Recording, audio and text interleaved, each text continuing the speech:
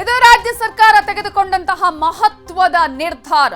Cabinet meeting ಅಲ್ಲಿ ಈ ಒಂದು ಮಹತ್ವದ ತೀರ್ಮಾನವನ್ನು ತೆಗೆದುಕೊಳ್ಳಲಾಗಿದೆ. ರಾಜ್ಯ ಸ್ಥಳೀಯ ಸಂಸ್ಥೆಯ ಚುನಾವಣೆಗಳಲ್ಲಿ ಇವಿಎಂಗೆ ಕೋಕ್ ನೀಡಿ ಮತದಾನಕ್ಕೆ ಇವಿಎಂ ಬದಲು ಇನ್ನು ಮುಂದೆ ಬ್ಯಾಲೆಟ್ ಪೇಪರ್ ಬಳಕೆ ಮಾಡಬೇಕು ಅನ್ನುವಂತಹ ಒಂದು ನಿರ್ಧಾರವನ್ನ ರಾಜ್ಯ ಸರ್ಕಾರ ತೆಗೆದುಕೊಂಡಿದೆ. ರಾಜ್ಯ ಕ್ಯಾಬಿನೆಟ್ ಸಭೆಯಲ್ಲಿ ತೆಗೆದುಕೊಂಡಂತಹ ಒಂದು ಮಹತ್ವದ ನಿರ್ಧಾರ. ಕೇಂದ್ರ ಚುನಾವಣಾ ಆಯೋಗಕ್ಕೆ ಶಿಫಾರಸು ಮಾಡಲು ಈ ಒಂದು ನಿರ್ಧಾರ ಏನು ಮಾಡಲಾಗಿದೆ ಅದನ್ನ ಈಗಾಗಲೇ ಶಿಫಾರಸು ಮಾಡುವ ತೀರ್ಮಾನವನ್ನ ಕೈಗೊಳ್ಳಲಾಗಿದೆ. ರಾಜ್ಯ ಚುನಾವಣಾ ಅಧಿಕಾರಿಯ ಮೂಲಕ ಶಿಫಾರಸಿಗೆ ತೀರ್ಮಾನವನ್ನ ಕೈಗೊಳ್ಳಲಾಗಿದೆ. ಕಾನೂನು ತಿದ್ದುಪಡಿ ಮಾಡಲು ಕ್ಯಾಬಿನೆಟ್ ಶಿಫಾರಸನ್ನ ಮಾಡಿದೆ. ಹೊಸದಾಗಿ ಮತದಾರರ ಪಟ್ಟಿ ಪರಿಷ್ಕರಣೆಗೂ ಕೂಡ ರಾಜ್ಯ ಸರ್ಕಾರ ಈ ಮೀಟಿಂಗ್ನಲ್ಲಿ ನಿರ್ಧಾರ ಕೈಗೊಂಡಿದೆ. 15 ದಿನಗಳಲ್ಲಿ ಕಾನೂನು ತಿದ್ದುಪಡಿಗೂ ಕೂಡ ರಾಜ್ಯ ಸರ್ಕಾರ ನಿರ್ಧಾರವನ್ನ ಮಾಡಿದೆ. ಕೇಂದ್ರ ಚುನಾವಣಾ ಆಯೋಗಕ್ಕೆ ಈ ಮೂಲಕ ರಾಜ್ಯ ಸರ್ಕಾರ ಸೆಡ್ಡು ಹೊಡೆದಿದೆ. ಈಗಾಗಲೇ ಎಲ್ಲಾ ಕಡೆಗಳಲ್ಲೂ ಕೂಡ ಇವಿಎಂನಲ್ಲಿ ಸಾಕಷ್ಟು ರೀತಿಯ ದೋಷಗಳು ಇದೆ, ಇದರಲ್ಲಿ ಸಾಕಷ್ಟು ರೀತಿಯಾದಂತಹ ಮತದಾನದಲ್ಲಿ ಸಮಸ್ಯೆಗಳು ಉಂಟಾಗ್ತಾ ಇದೆ ಅನ್ನುವಂತಹ ಆರೋಪದ ಸಂದರ್ಭದಲ್ಲಿ ರಾಜ್ಯ ಸರ್ಕಾರ ಈ ಒಂದು ಮಹತ್ವದ ತೀರ್ಮಾನವನ್ನ ತೆಗೆದುಕೊಂಡಿದೆ. ಮುಂಬರುವ ಎಲ್ಲ ಸ್ಥಳೀಯ ಸಂಸ್ಥೆಗಳಲ್ಲಿ ಇವಿಎಂ ಬದಲಿಗೆ ಬ್ಯಾಲೆಟ್ ಪೇಪರ್ ಮತಪತ್ರದ ಮೂಲಕ ಚುನಾವಣೆಯನ್ನು ಮಾಡೋದಕ್ಕೆ ಶಿಫಾರಸು ಮಾಡಬೇಕು ಅಂಥೇಳಿ ರಾಜ್ಯ ಸಚಿವ ಸಂಪುಟ ನಿರ್ಣಯ ಮಾಡಿತು. ಆ ವಿಶ್ವಾಸಾರ್ಹತೆಯನ್ನು ಎಲ್ಲಿ ಕೊರತೆ ಆಯ್ತು ಅನ್ನೋದನ್ನು ಗಮನಿಸಿ ಜನರ ಮನಸ್ಥಿತಿಯನ್ನು ಹಾಗೂ ಅಭಿಪ್ರಾಯದ ಹಿನ್ನೆಲೆಯೊಳಗೆ ನಾವು ಇವಿಎಂ ಬದಲಿ ಅದು ಮತಪತ್ರದ ಮೂಲಕ ಬ್ಯಾಲೆಟ್ ಮೂಲಕ ಚುನಾವಣೆ ಆಗಬೇಕನ್ನುವಂಥ ಉದ್ದೇಶವೇ ನಾವು ಇವತ್ತು ರಾಜ್ಯ ಸಚಿವ ಸಂಪುಟದಲ್ಲಿ ಮಾಡಿರ್ತಕ್ಕಂಥ ನಿರ್ಣಯ. ರಾಜ್ಯ ಸ್ಥಳೀಯ ಸಂಸ್ಥೆ ಚುನಾವಣೆಗಳಲ್ಲಿ ಇವಿಎಂಗೆ ಕೋಕ್ ಕೊಟ್ಟು ಬ್ಯಾಲೆಟ್ ಪೇಪರ್ ಬಳಸಲು ರಾಜ್ಯ ಸರ್ಕಾರ ನಿರ್ಧಾರ ಮಾಡಿದೆ. ಇದಕ್ಕೆ ಬಿಜೆಪಿ ಜೆಡಿಎಸ್ ನಾಯಕರು, ಜನಪ್ರತಿನಿಧಿಗಳು, ಹೋರಾಟಗಾರರು, ರೈತರು ಏನು ಹೇಳ್ತಾರೆ ನೋಡಿ. ನಮ್ಮ ಇವಿಎಂ ಏನಿದೆ, ಇವಿಎಂ ಬಗ್ಗೆ ಅವ್ರಿಗೆ ವಿಶ್ವಾಸವಿಲ್ಲ. ಮೊದಲಿಂದನೂ ಅವ್ರಿಗೆ ವಿಶ್ವಾಸ ಇಲ್ಲ.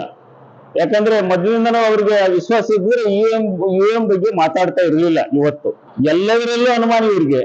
ಕಾಂಗ್ರೆಸ್ ಸರ್ಕಾರಕ್ಕೆ ಅನುಮಾನ ಅಂದ್ರೆ ಎಷ್ಟು ಕಾಡ್ತದೆ ಅಂದ್ರೆ ಅನುಮಾನ ಹೇಳ್ತಿರೋದು ಅವ್ರಿಗೆ. ಯಾಕಂದ್ರೆ ಅನುಮಾನಕ್ಕೆ ಔಷಧಿನೇ ಇಲ್ಲ. ತಮಗೆ ಬೇಕಾದದ್ದು ಏನು ಬೇಕು ಅದನ್ನ ಮಾಡ್ಕೊಂತ ಹೋಗ್ತಾ ಇದಾರೆ. ಆದ್ರೆ ಜನ ಮಾತ್ರ ಬ್ಯಾಲೆಟ್ ಪೇಪರ್ ಇರ್ಲಿ, ಇವಿಎಂ ಇರ್ಲಿ, ಅವರು ಯಾವ ಪಕ್ಷಕ್ಕೆ ಮತ ಕೊಡಬೇಕು ಅನ್ನೋದು ಮತದಾರ ನಿರ್ಣಯ ಮಾಡ್ತಾರೆ.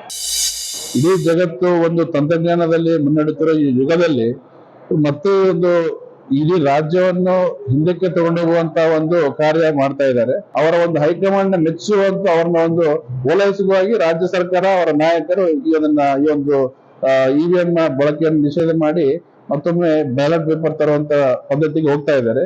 ಇದು ಅತ್ಯಂತ ಒಂದು ದುರದೃಷ್ಟಕರ ಒಂದು ಆಲೋಚನೆ ಈ ರಾಜ್ಯ ಸರ್ಕಾರದ್ದು. ಈ ಒಂದು ಆರ್ಟಿಫಿಷಿಯಲ್ ಇಂಟೆಲಿಜೆನ್ಸ್ ಅತ್ತ ನಮ್ಮ ಯುಗ ಹೊರಡ್ತಾ ಇದೆ. ಅಂತ ಸಂದರ್ಭದಲ್ಲಿ ನಾವು ಒಂದು ತಂತ್ರಜ್ಞಾನಕ್ಕೆ ನಾವು ಒಂದು ಹಿಂದೆ ಪಡೆಯುವಂತ ಕೆಲಸ ಅತಿ ಖಂಡನೀಯ ಕೆಲಸ ಇದು. ಈಗ ಅವ್ರದೇ ಆದಂತ ಒಂದು ಸರ್ಕಾರ ಇರೋದ್ರಿಂದ ಈ ಹಳ್ಳಿಗಳಲ್ಲಿ ಏನ್ ಮಾಡ್ತಾರ, ಅವ್ರದೇ ಒಂದು ಸರ್ಕಾರ, ಅವ್ರದೇ ಒಂದು ಡಿಪಾರ್ಟ್ಮೆಂಟ್ಗಳು ಈ ಗೂಂಡಾಗಿರಿ ಪ್ರವರ್ತನೆಯಿಂದ ತಮ್ಗೆ ಯಾರು ತಮ್ಮ ಫೇವರ್ ಇದ್ದಾರೆ ಅವ್ರನ್ನ ಚುನಾವಣೆ ಮೂಲಕ ರಿಗ್ಗಿಂಗ್ ಮಾಡಿಸಿ, ಗೂಂಡಾಗಿರಿ ಮಾಡಿಸಿ, ರಿಗ್ಗಿಂಗ್ ಮಾಡಿಸಿ. ಆದ್ರೆ ಈ ಇವಿಎಂ ಮಿಷಿನ್ ನಲ್ಲಿ ಏನಿರ್ತದೆ, ಸಮಯ ತಗೊಳ್ತದೆ. ಆದ್ರೆ ರಿಗ್ಗಿಂಗ್ ನಲ್ಲಿ ಸಮಯ ತಗೊಳ್ಳಲ್ಲ. ಅದು ಪೇಪರ್ ನಲ್ಲಿ ಜಾಸ್ತಿ ಜಲ್ದಿ ಅದನ್ನ ಬಿದ್ದು ಆ ಡಬ್ಬಿಯಲ್ಲಿ ಹಾಕೋ ಪ್ರವರ್ತನೆ ಎಲ್ಲ ಮುಂಚೆ ಎಲ್ಲ ಮಾಡಿದ್ದು ನೋಡಿವಿ. ಆಮೇಲೆ ಅಕ್ರಮ ಚುನಾವಣೆಗಳು ನಡೆಸಕ್ಕೆ ಅದು ಅನುಕೂಲ ಇದೆ. ಅದಕ್ಕೆ ನಾವೇನಂತೀವಿ ಸರ, ಅದು ಬ್ಯಾಲೆಟ್ ಪೇಪರೇ ಬೇಡ, ನಮ್ಗೆ ಇವಿಎಂ ಮಿಷಿನೇ ಬೇಕು. ಯಾಕಂದ್ರೆ ಡಿಜಿಟಲ್ ಯುಗ ನಡೆದಿದೆ ಈಗ.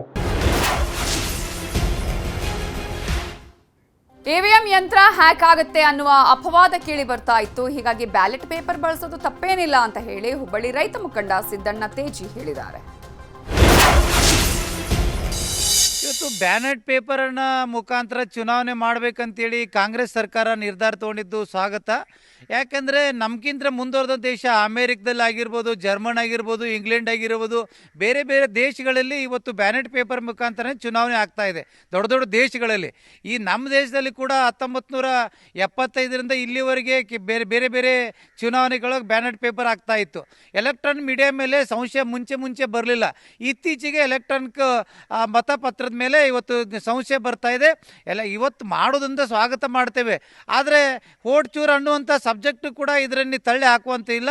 ಇದನ್ನು ಕೂಡ ಸರಿಪಡಿಸಿ ಇವತ್ತು ನಮ್ಮ ರಾಜ್ಯದ ಮರ್ಯಾದೆ ಕಳೀತಾ ಇದೆ. ಮಹದೇವಪುರ ಮತಕ್ಷೇತ್ರದಲ್ಲಿ 2 ಲಕ್ಷ ವೋಟ್ ಚೋರಿ ಆಗ್ತಾ ಇದೆ ಅಂತ ರಾಹುಲ್ ಗಾಂಧಿ ಹೇಳ್ತಾ ಇದ್ದಾರೆ. ಇದನ್ನು ಸರಿಪಡಿಸೋದ್ರಲ್ಲಿ ಎರಡನೇ ಪ್ರಶ್ನೆ ಇಲ್ಲ. ಆದರೆ ಬ್ಯಾಲೆಟ್ ಪೇಪರ್ ಮುಖಾಂತರ ಮಾಡೋದನ್ನು ಸ್ವಾಗತ ಮಾಡ್ತೇವೆ. ಮತಗಳತನ ಅನ್ನುವಂತಹ ವಿಚಾರವನ್ನ ಈಗಾಗಲೇ ಕಾಂಗ್ರೆಸ್ನವರು ದೊಡ್ಡ ಮಟ್ಟದಲ್ಲಿ ಹೋರಾಟವನ್ನ ಕೂಡ ಮಾಡಿದ್ದನ್ನ ನಾವು ಗಮನಿಸಬಹುದು. ಇಂತಹ ಸಂದರ್ಭದಲ್ಲಿ ಇದೀಗ ಈ ಒಂದು ಚುನಾವಣೆಯ ಪ್ರಕ್ರಿಯೆಗಳು ಮತ್ತೆ ಇವಿಎಂ ಬದಲು ಈಗಾಗಲೇ ಮತಗಟ್ಟೆಗಳಲ್ಲಿ ಅಥವಾ ಬ್ಯಾಲೆಟ್ ಪೇಪರ್ಗಳಲ್ಲಿ ಬಳಕೆ ಮಾಡುವಂತಹ ವಿಚಾರಕ್ಕೆ ಸಂಬಂಧಪಟ್ಟ ಹಾಗೆ ಯಾವ ರೀತಿಯ ಬೆಳವಣಿಗೆಗಳು ಆಗ್ತಾ ಇದೆ, ಇದರ ಬಗ್ಗೆ ಡೀಟೇಲ್ಸ್ ಕೊಡೋದಕ್ಕೆ ನಮ್ಮ ರಿಪೋರ್ಟರ್ ಕೃಷ್ಣ ನೇರ ಸಂಪರ್ಕದಲ್ಲಿ ಜಾಯ್ನ್ ಆಗಿದ್ದಾರೆ. ಕೃಷ್ಣ, ಈಗಾಗಲೇ ಕಾಂಗ್ರೆಸ್ ದೊಡ್ಡ ಮಟ್ಟದಲ್ಲಿ ಹೋರಾಟ ಮಾಡಿದ್ದು, ಕಾಂಗ್ರೆಸ್ನ ಹೈಕಮಾಂಡ್ ಇಂದ ಹಿಡಿದು ಇಲ್ಲಿವರೆಗೂ ಕೂಡ ಮತಗಳ್ಳತನ ವಿಚಾರಕ್ಕೆ ಸಂಬಂಧಪಟ್ಟ ಹಾಗೆ, ಇವಿಎಂ ಹ್ಯಾಕ್ ಆಗತ್ತೆ ಅನ್ನುವಂತಹ ವಿಚಾರಕ್ಕೆ ಸಂಬಂಧಪಟ್ಟ ಹಾಗೆ, ಇದರಿಂದಾನೇ ಬಿಜೆಪಿ ಗೆಲ್ತಾ ಇದೆ ಅನ್ನುವಂತಹ ವಿಚಾರಗಳನ್ನ ಹೇಳ್ತಾ ಇತ್ತು.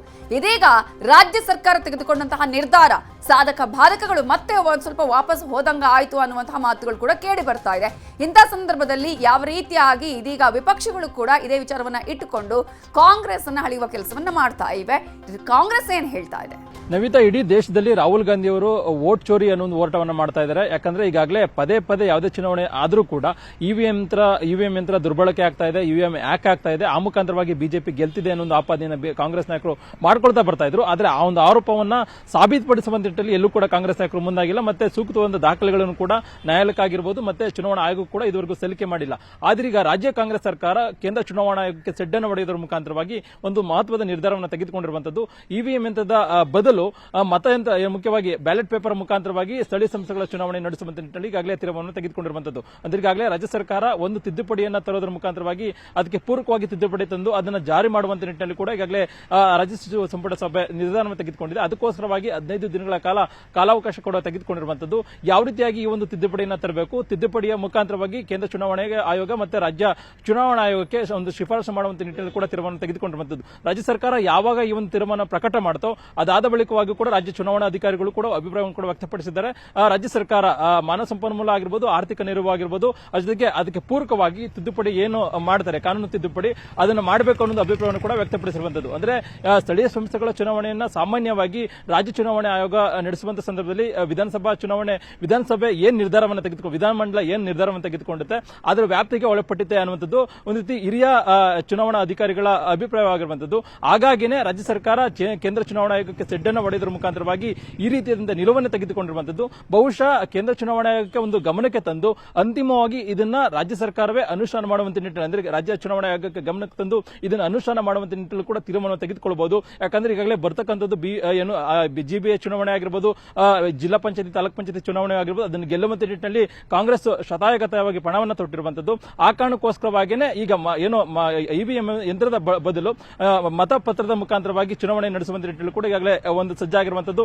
ಈಗಾಗಲೇ ಗ್ರಾಮ ಪಂಚಾಯತಿ ಚುನಾವಣೆ ಕೂಡ ಬ್ಯಾಲೆಟ್ ಪೇಪರ್ ಮುಖಾಂತರವಾಗಿ ಕೂಡ ಚುನಾವಣೆ ನಡೀತಾ ಇದೆ. ಆದ್ರೆ ಈಗ ಮುಖ್ಯವಾಗಿ ರಾಜ್ಯ ಚುನಾವಣಾ ಆಯೋಗ ಕೇಳ್ತಾ ಇರುವಂತದ್ದು ಅದಕ್ಕೆ ಬೇಕಾದಂತಹ ಮಾನವ ಸಂಪನ್ಮೂಲ. ಯಾಕಂದ್ರೆ ಇವಿಎಂ ಅಂತದ್ದು ಕೇವಲವಾಗಿ ಮಾನವ ಸಂಪನ್ಮೂಲ ಅಷ್ಟೊಂದು ಬೇಕಾಗೋದಿಲ್ಲ, ಮತ್ತೆ ಆರ್ಥಿಕ ನೆರವು ಕೂಡ ಬೇಕಾಗೋದಿಲ್ಲ, ಮತ್ತೆ ಸಮಾವೇಶ ಕೂಡ ದೊಡ್ಡ ಮಟ್ಟದಲ್ಲಿರುತ್ತೆ.